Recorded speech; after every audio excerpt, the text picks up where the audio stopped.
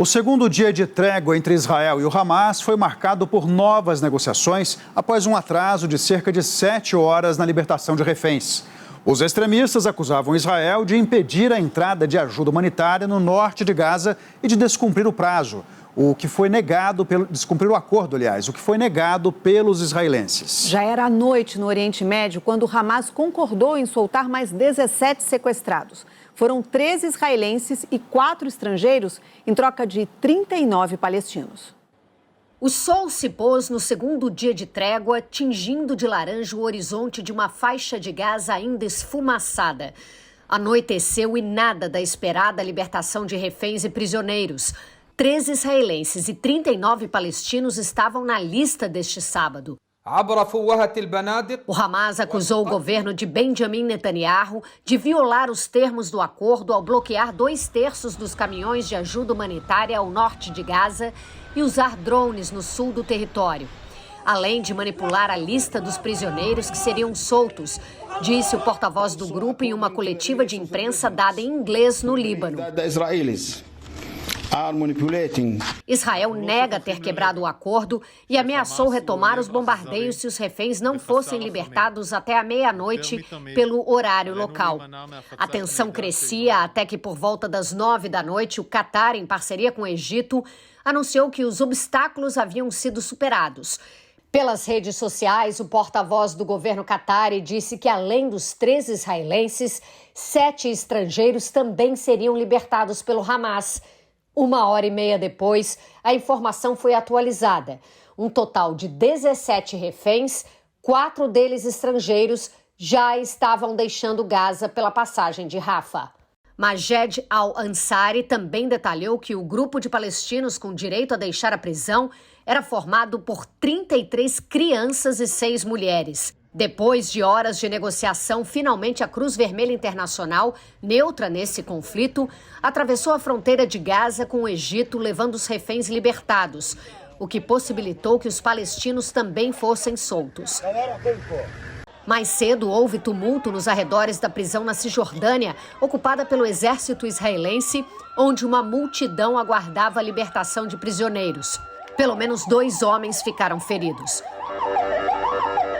Durante o dia, moradores voltaram a circular nas ruas de Gaza, na esperança de reencontrar parentes, amigos, recuperar alguns de seus pertences deixados para trás em meio aos bombardeios. Encontraram um território irreconhecível. Entre os escombros, as cinzas, as ruínas do que um dia chamaram de casa. Esse homem saiu do local com uma galinha. Foi tudo o que conseguiu levar. A entrega de combustível como parte do acordo levou muita gente para a fila dos postos, mas longe de ser o suficiente para suprir a necessidade básica de mais de 2 milhões de moradores. Alguns tiveram a sorte de conseguir alguns sacos de farinha e se espremeram para garantir um botijão de gás. Estamos sendo humilhados. Minha casa se foi, minha vida acabou. Eu sou uma professora, disse a moradora desolada.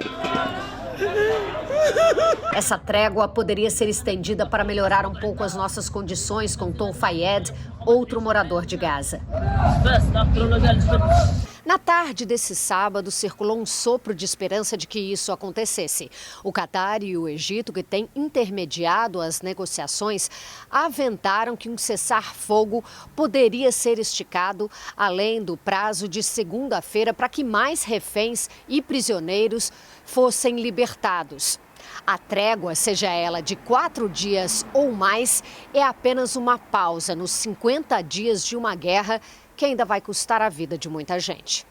O porta-voz do Unicef, Fundo das Nações Unidas para a Infância, fez um apelo por humanidade, reforçando que ainda falta o essencial para a sobrevivência de moradores de Gaza. Água, medicamentos, anestésicos para procedimentos de crianças feridas. Essa pausa tem que continuar, ele diz. Eu não consigo nem imaginar que daqui a uns dias vamos voltar a ter a morte massiva de civis. E aí a ajuda nunca será suficiente. Nas ruas, cresce a pressão para um cessar-fogo definitivo. Foi o grito de milhares de manifestantes em Melbourne, na Austrália, e em Londres, na Inglaterra. O pedido nem chega a ser cogitado por Israel. A ofensiva vai recomeçar imediatamente após o fim da trégua, disse o chefe da Casa Civil do governo.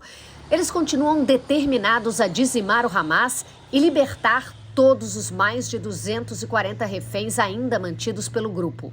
Tem sido essa a postura de Israel desde o ataque do grupo extremista no dia 7 de outubro, que deixou cerca de 1.200 mortos em um só dia dentro de Israel. A retaliação israelense já fez quase 15 mil vítimas palestinas.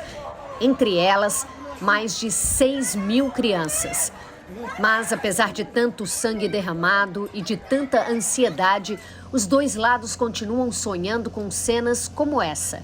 Ontem, Yoni finalmente pôde abraçar a esposa e as duas filhas, de 2 e 4 anos. Elas foram entregues pelo Hamas à Cruz Vermelha no primeiro dia de trégua e estão sob cuidados médicos. A mais velha diz que sonhava todos os dias em voltar para casa.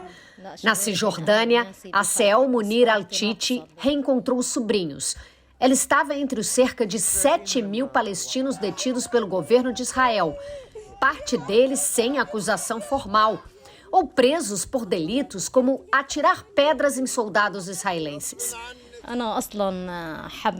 Minha alegria está manchada de dor por saber que saí da prisão em troca de muita perda e sofrimento da guerra em Gaza, disse a Seel, que espera agora poder terminar a faculdade de medicina para ajudar os feridos do conflito. A sua fonte segura de informação cada vez mais perto de você.